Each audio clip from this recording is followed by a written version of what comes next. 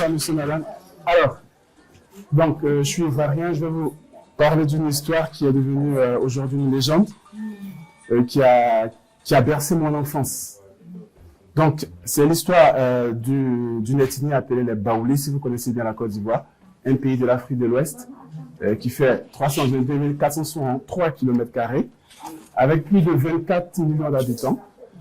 Alors, donc, l'histoire débute au XVIIIe siècle, donc dans le royaume Ashanti, l'actuel Ghana. Donc, il y avait un roi appelé Osei Tutu qui gouvernait, qui régnait. Alors, donc, à la mort de ce roi, son neveu prit le règne.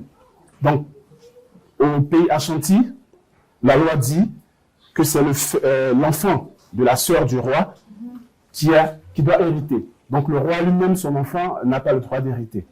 Donc, ce qu'on appelle la loi matrilinéaire. Voilà. Donc, du coup, le neveu a pris le trône. Donc, ce neveu avait une sœur qui s'appelait Ablapoku. Donc, après quelques années de règne, ce neveu mourut. Donc, du coup, qui doit le succéder, c'est son jeune frère du nom de Dakon. Alors, voulant prendre le trône, il y a un vieil oncle sorti de nulle part, qui fait partie de la famille régente, qui a voulu aussi prendre le trône. Donc, du coup, une guerre éclata dans le royaume. Alors, cette guerre éclata, et au final, l'oncle a pu tuer le jeune frère qui s'appelle Dakon. Donc, du coup, vu la mort de son frère, son seul frère qui restait, donc Ablapoku, voyant ça, a vu ce qui allait lui arriver. Donc, du coup, elle a pris ses soldats et s'est échappée du royaume Ashanti, l'actuel Ghana.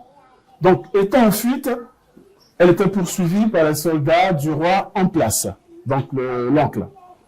Alors, jusqu'à ce qu'ils arrivent devant un fleuve qui sépare la Côte d'Ivoire actuelle et le Ghana actuel, appelé le fleuve Comoé.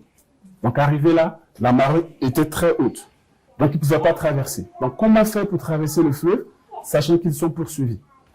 Et donc, à ce moment, elle se dirigeait vers ces devins, c'est-à-dire les mages. Avant, tous les rois avaient des gens qui pratiquaient la sorcellerie et tout ça, qui voyaient l'avenir.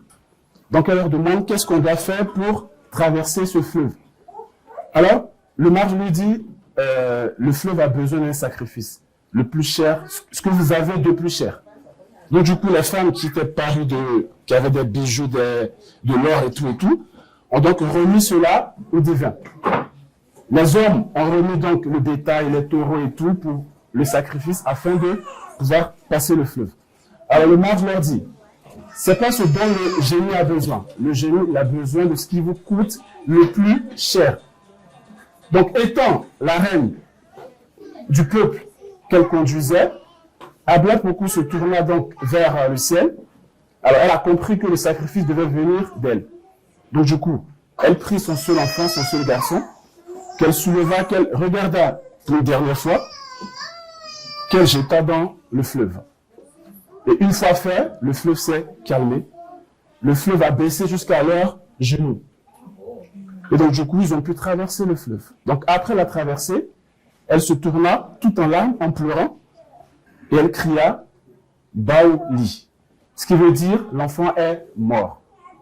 Donc, je vous raconte cette histoire, tout simplement pour vous dire d'où vient le nom Baoulé, donc des Baoulés qui vivent aujourd'hui en Côte d'Ivoire, qui fait partie du peuple Akan.